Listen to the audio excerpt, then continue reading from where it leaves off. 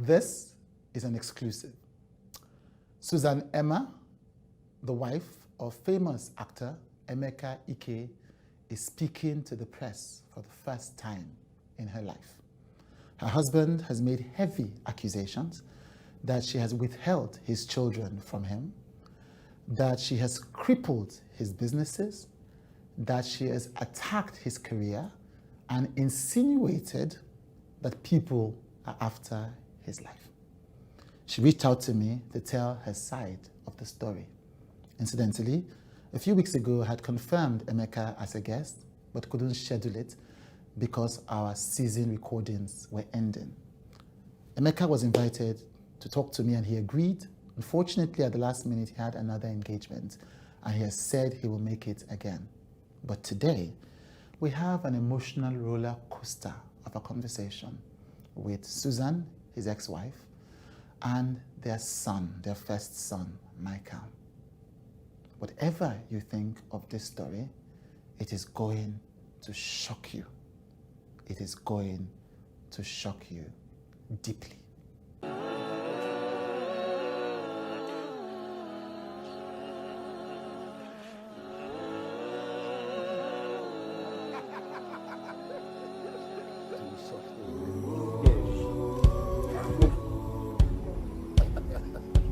Come for me.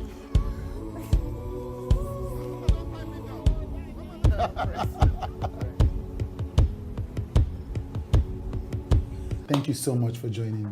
Thank you very much. Yeah, these are not the best of times to be meeting, it seems. So I want to go straight into it, Yes. you know, because the internet has been on fire Yes. over the past 1 week because of allegations, heavy allegations that your ex-husband made. Before I talk about the issues, where were you when you heard these things?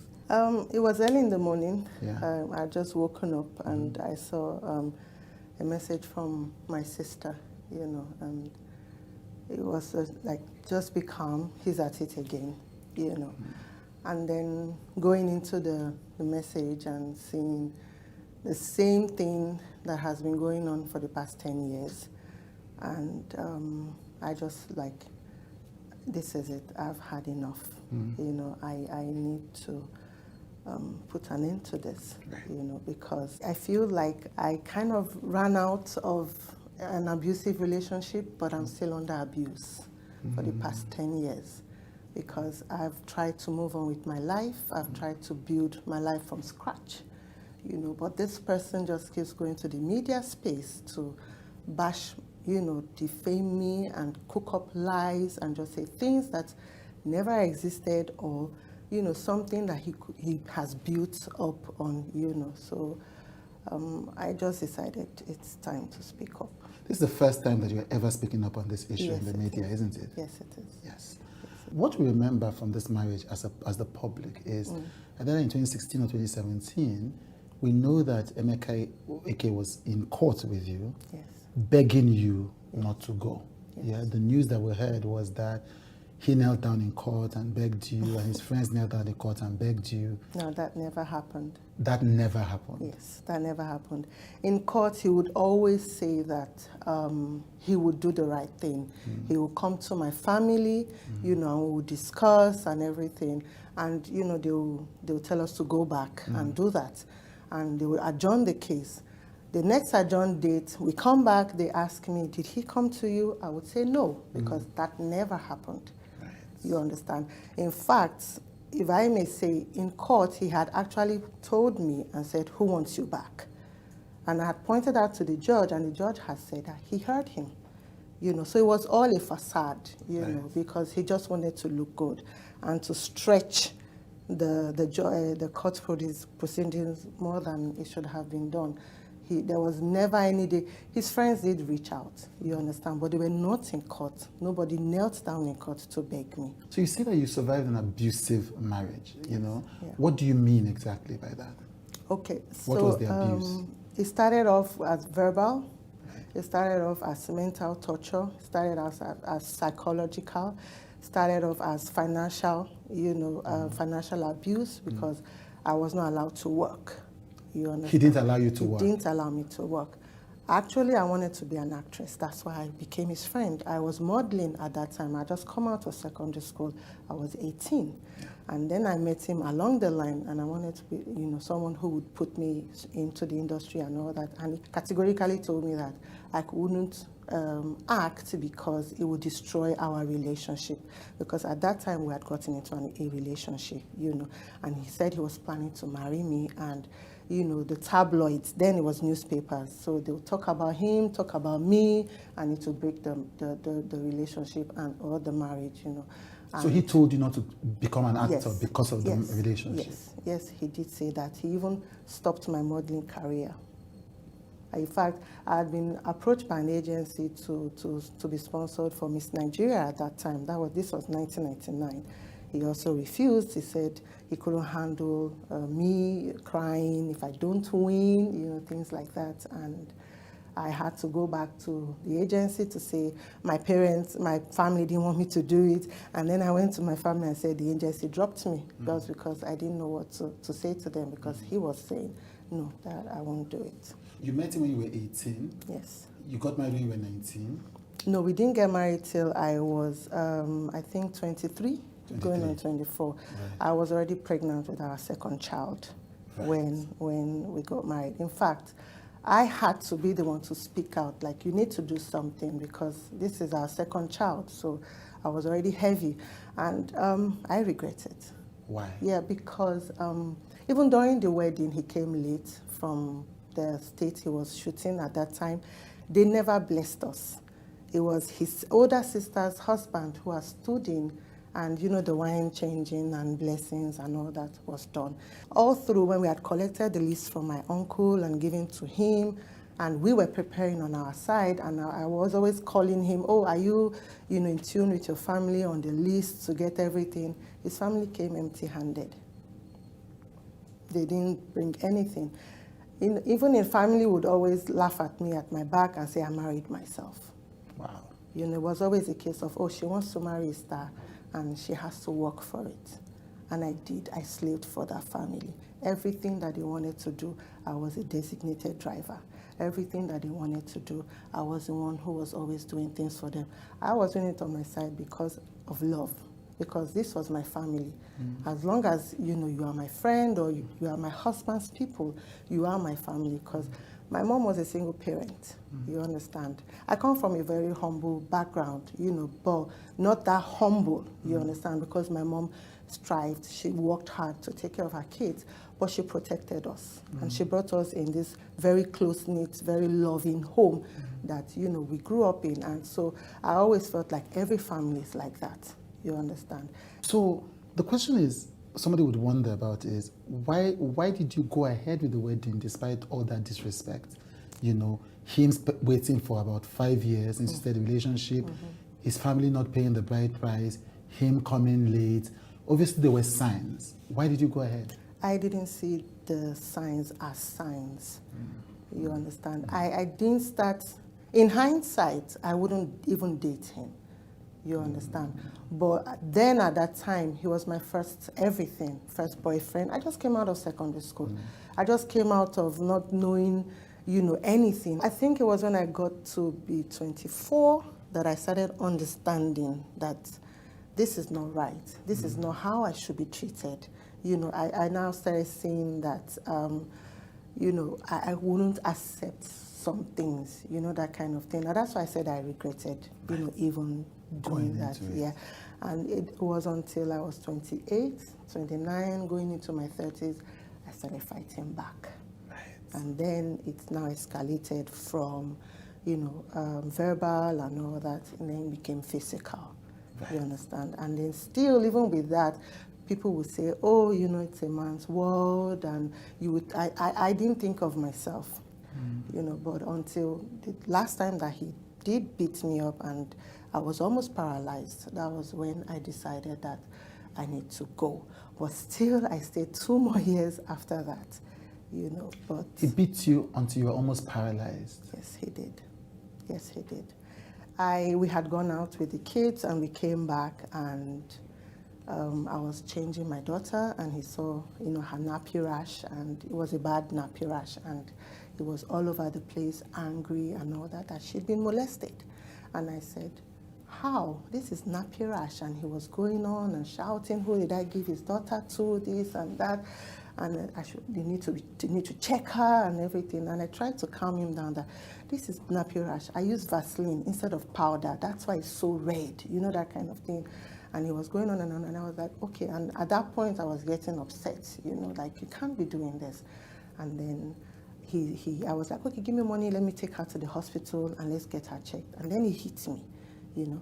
And at that point, I had like, you know, like, you can't keep beating me up, you know. And I held his hand. And so he just turned me over and hit me. And then he hit me at the back of my neck here. And that was it. I lost sensation to all my body parts. I went down on the floor. I couldn't feel my arms. I couldn't feel anything. And he kept hitting me. He kept hitting me. And I was shouting, Emeka, if you hit me one more time, I would die. I can't feel anything.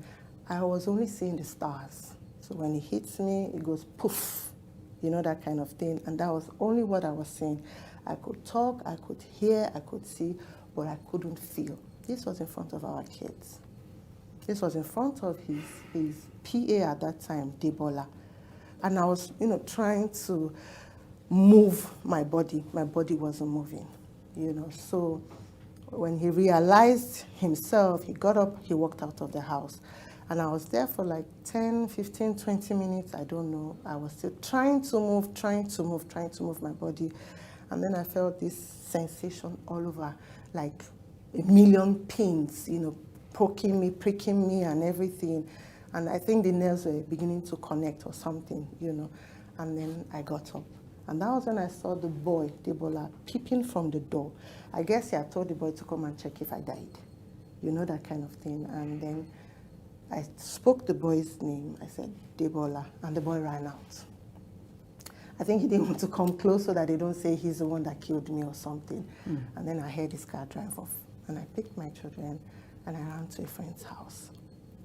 He's denying it, but there are people that I run to their houses every time he beats me up. People that I run to their houses in the middle of the night. People that I run to their houses and I collapse. All this happened and they are living witnesses. I have pictures. I presented those pictures during the divorce. I still have those pictures, but I'll only give my evidences in court. Right. So he, wow. For the kids' well-being, you have him have custody of the children, yes. And the court determined that and said you could yes. have access. Yes. And my lawyers had advised that it is a high court, because this was customary court, because we were only married traditionally. It was only that traditional marriage that we had. We never did the formal one of going to the registry, because he always has one woman out there who wants to give him American papers or who wants to give him this paper and that paper. But I never consented to it, because I would always say, you go there and you marry these women for papers in front of God and the minister. You're not saying this is fake, this is for paper. So he keeps the children away from you as some kind of punishment after the divorce? Yes. And then tells them that you have abandoned them? Yes, yes. When I reconciled with them, I didn't want to come out and say, oh, I'm here to get you, I'm your mom and this and that. I have custody of you, because I was awarded sole custody of the children. Well, I had to build my relationship back with them and let them, know me again. My daughter didn't recognize me. She thought the other lady was her mom, because she was 2 when she was taken away from me. When I had left with my 2 younger kids, because I felt they still needed me. You said this marriage was abusive almost from the get-go. So you mentioned it was financial abuse, it was verbal abuse, it was emotional abuse. Yes. What do you mean by verbal and emotional abuse? Insults, putting you down every time. So you had a terrible temper? Yes. When I got out and I was in a friend's car, I didn't know I used to sit like this. And that was because of the lashing. I jumped out of a moving vehicle before. I've attempted suicide 3 times. Because of your husband? Yes. He's not saying all these things. The pastors, the church will send pastors to our house. And he's out there, I'm in the bathroom, I want to slit my wrist. I've bought pack of blade. And him and the pastors are out there banging down my door, banging down the bathroom door.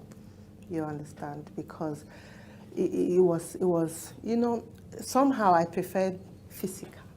I preferred him to beat me than to say things to me. So the words he was saying to you were so horrible that you wanted to take your own life. Yes.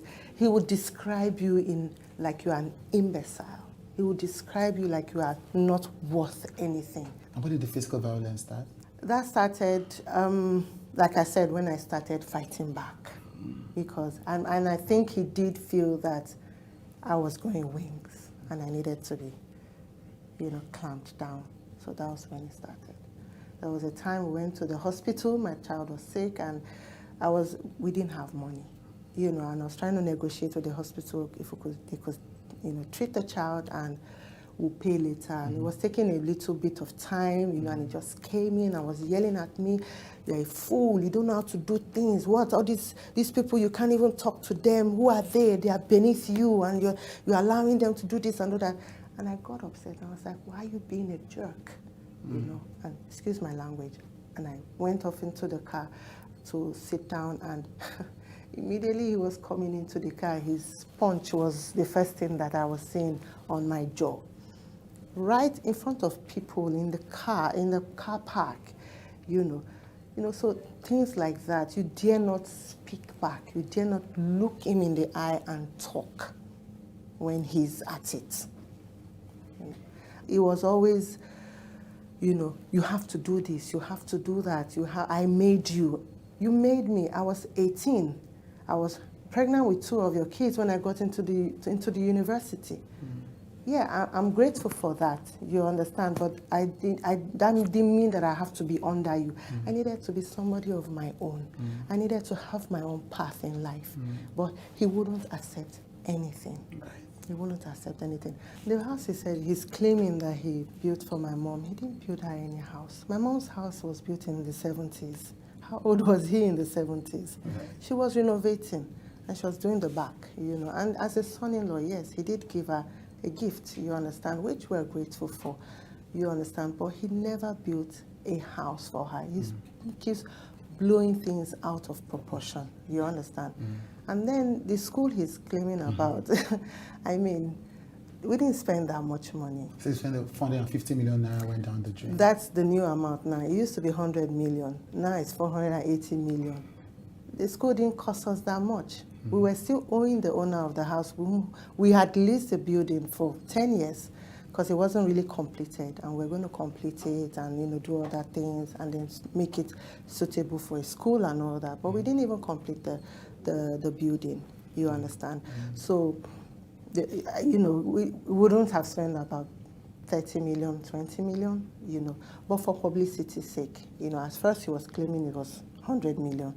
And now I don't know where 480 million is coming from. Is it perhaps that it was paid in dollars and so he's using the exchange rate?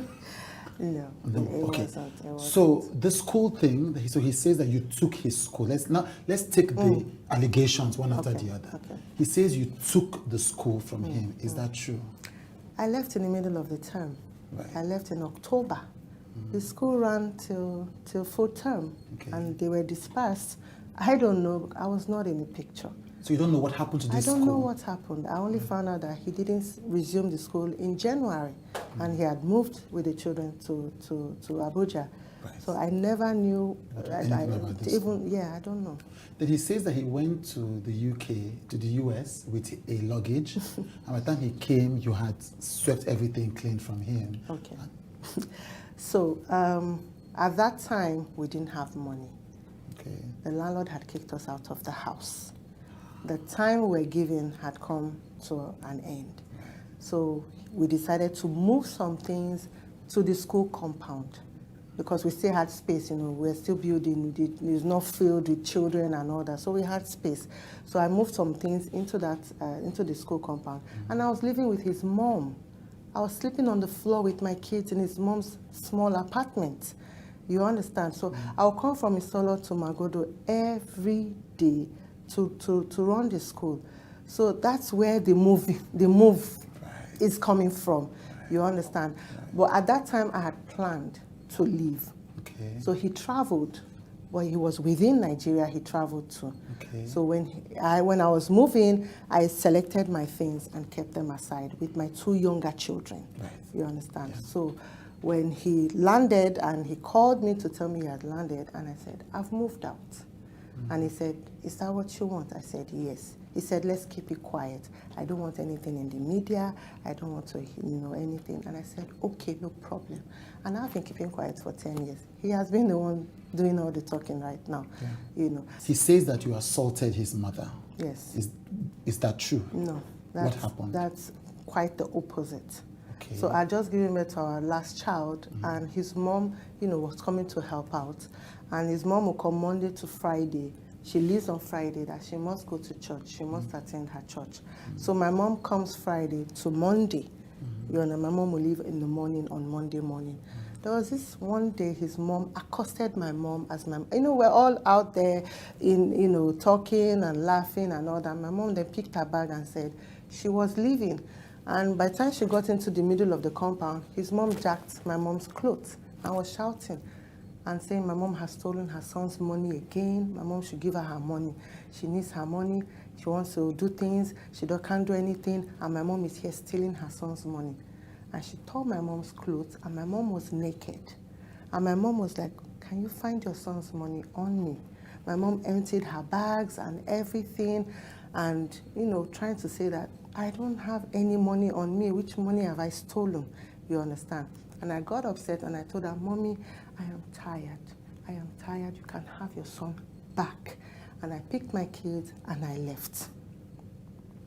The next day, he called the pastor, he called me, we came back, and his sister was there, and, ranting. She would have beat up my mom if my mom was still around, that my mom beat up her mother.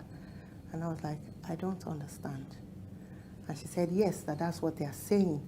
And I was like, no, that never happened, And his mom, after everything, had told me that Emeka was the one propelling the beating part, that she never told anybody ever beat her. So Emeka's mother said she never told anybody. She said she never said anybody beat her, that he, my husband, was the one that was propelling it, that she was beaten up. What you're describing is a deeply toxic situation. This is what I lived. This is what I lived 14 years of my life. Now, there's also the other allegation of his properties that you essentially have taken away. When I left, I only took my clothes, my international passport, my certificates, my 2 children and their clothes. That was the only thing I took. I'm not in possession of his properties, where I did know their locations and all that. But how would you sell somebody's property if you don't have the papers or documents? So you don't have any land documents? I don't have anything. He's the one who, I have heard, has been selling off his properties. We couldn't even finish our buildings and all that because of his drug use. We couldn't make things out of life. We couldn't do anything with, we couldn't plan. We couldn't go ahead with our plans because of his drug use. So he had a drug problem? Yes. When you say drug, what do you mean by drug? Well, I didn't know he was taking drugs. It was when my kids came back, they told me their dad takes drugs. What kinds of drugs? Meds, whatever. They said they found his paraphernalia, And that made me realize why money would finish, why we'll plan and say, okay, this money is coming in. We need to do this. We're going to do this. And all of a sudden, money is gone. You've just described him as a drug addict, essentially. Yes. Do you think the drugs that you've alleged contributed to this entire lack of peace? Yeah, he might have. I'm not a medical person, but I think he might have. Even when I found out that he used to smoke marijuana, I kicked against it. What he said is what makes him sane. He said it's what calms him down. And he tried to make me understand that it's medicinal, it's, it's okay, and, he needs it. But I don't know. What made you keep coming back? This is a man who, you've described that he beats you in front of your children. He beats you in the car park in front of the hospital people. He called you stupid and dumb. His sister and his brother had attacked you. What made you keep coming back to that marriage? I don't know. Because, how do I put it? In hindsight, I think it's grooming. It's grooming. And he was threatening to kill me. This man almost poured hot cooking oil on me at a time. he will carry knife and he will be walking up and down the house. I'll just kill you and nobody will know. Nobody will find out. I'll just finish you off. And the day he carried the hot oil, if I did not howl, I had to howl and clap my hands. And then he dropped the hot oil and he walked out and he was still even bragging and everything. And I was on the phone with my sister crying and, you know, he just poured hot oil on me. And myself like, no, he's only bragging. He's only trying to, he won't do it. That was all I kept hearing. Speaking about friends, he said that some people were blackmailing you. That's why you broke up with him, or that's why you had the divorce. I don't know. I don't know anybody. I don't know any such. If he claims I took his properties, go to court. When my mother died, he arrested me. My mother was 2 weeks in the mortuary. I was in SARS, Ikeja, area F, Abi area H. No, after I had left, you understand. He said I absconded with his children and everything. It was the boss of the police who had told me that he can always arrest you. He can harass you because he's still your husband. If you don't want him anymore, you need to divorce him. So immediately I came back from my mom's burial. Then I went ahead with because he was arresting my friends. He was making sure that people run away from me. I lost people. People were scared. People didn't want to, yes. Nobody buried my mother with me, no friend. There was only 2 people because he scared everybody away. I buried my mom alone. And I'm her last born. My 2 sisters couldn't come from wherever they were. But because of this man, you know, I didn't have the backing that I needed, the support that I needed. You understand? So, you know, it's... What you're describing, though, is because you talked about teaching your children about a psychopath and a sociopath. If you are correct in everything you've just described about the actor Emeka Ike, your ex-husband, you were dealing with a sociopath because... Yes, I was. There was a day that he had finished beating me and I was on the floor looking at him, and then he was walking away. He came back and he was like, it's not me. It's you making me do it. And then he rang a bell, because I like to watch crime channel, which he had even accused me of wanting to kill him. So I'm looking for the best possible possible means. But it was a police work, you know. I would always say, oh, if I was abroad, I would do police work. I like the police work. You know, I like cold cases where they really dig and, you know, those kind of things. Yeah. But something that struck me when he had said, it's not me, it's you. You know, that denial, that putting the blame on the victim and all that. And I quickly Googled, you know, psychopath, but sociopath was the first, and they had 10 characteristics, and all 10 described this person. All 10. And I called my sister and said, look at what I found, look at this, look, this is what I'm facing, this is actually what is going on. Myself was like, then me too, I am one now. You know how family will always try to water down whatever you're trying to bring up. And it wasn't until after I left and he had said something and done something, and my sister was like, Emma, I see it now. You were right. You know? As you've said, it fits the profile of a sociopath, and it makes sense. Why would he say all these things on live television when you have evidence, when there are people who were witnessing it, yes. when there are friends, family that can confirm it? Yes. I think he's really convinced I won't speak out. I think so. I think so. I think he really feels that he finished the job. She's never going to talk. I think so. Yeah, and I'm very sure this is going to be a shocker to him when this airs. I think so. In fact, I'm expecting him to sue me, because I don't expect him to really stop, you know, but I would rather we go legal, you know, that's the way I do things. Let's, you know, just iron things out. You know, I'm here because he dragged me here. He's been dragging me here for the past 10 years. You understand? And initially, I would see people fighting for me. Oh, this man, you're the only one talking. This man is not even saying anything, you know. But right now, his narrative is the only one out there, and it's becoming the truth.